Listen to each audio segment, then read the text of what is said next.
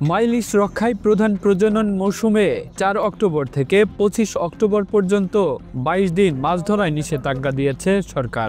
ভোলার তজুমুদ্দিন উপজেলার ইলিশ পল্লীতে নেমেছে নীরবতা। জেলেরা নদীর উপকূল জুড়ে নৌকা ও জাল মেরামত করে কাটাচ্ছেন তাদের দিন। মৎস্য অধিদপ্তর অভিযানের এই সময়ে প্রজ্ঞাপন জারি করে কিস্তির টাকা তোলা বন্ধ করলেও তারপরও কিস্তির টাকা পরিশোধ করতে হচ্ছে বলে জানান জেলেরা। সরকারে কইছে কিস্তি বন্ধ, হিয়ারাই কইতাছে কিস্তি বন্ধ না, কিস্তি চলবো, মানে হিয়া করে বন্ধ করা যায় না, হিয়ারা কিস্তি নিয়ে যায়। সুতরাং ২২ দিন আঙ্গ তো অভিযান আর কামে নাই, রুজি নাই, চলতে আঙ্গ ৩ দেয় অভিযান দেওয়া মানে তারা সংসারই চালাইতে যায়, কিস্তি দিতে যায়, কষ্টে যাইতে আছে। কিন্তু অভিযান তো আঙলে একেবারে খারাপ এরকম কিছু না। অভিযানের নদীতে মাছ আসবে, বাচ্চা দিবে, আমরা ধরুম ঘুরিয়ে আঙ্গে লাভ। অনেক জেলেরা বলছেন নিষেধাজ্ঞা আমাদের ভালোর জন্যই দেয়া হয়েছে, তারপরও আমরা খুব কষ্টে আছি, নৌকা ও জাল মেরামত করে সময় কাটাচ্ছি।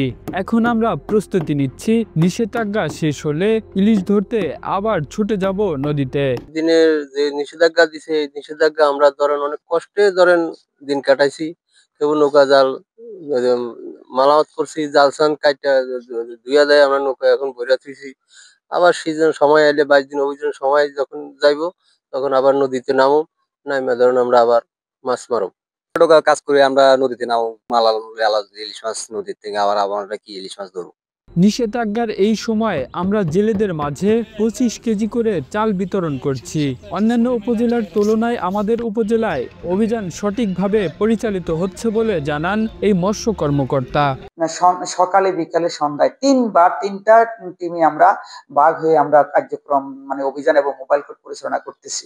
দেখলাম তাতে দেখছি যে মানে অন্যান্য উপজেলার সাথে আমার এখানে খুবই শান্তশিষ্টভাবে অভিযান পরিচালিত হচ্ছে, কোনো সমস্যা হয়নি। এই পর্যন্ত কোনো নৌকা আটক হয়নি, কোনো জেলেও আটক হয়নি। তজুমুদ্দিন উপজেলায় নিবন্ধিত মোট ১৯,৯২৭ জন জেলে রয়েছেন।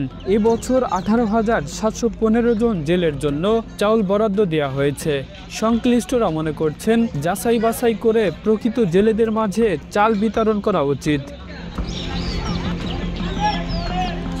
Kamrul Islam, Asian television.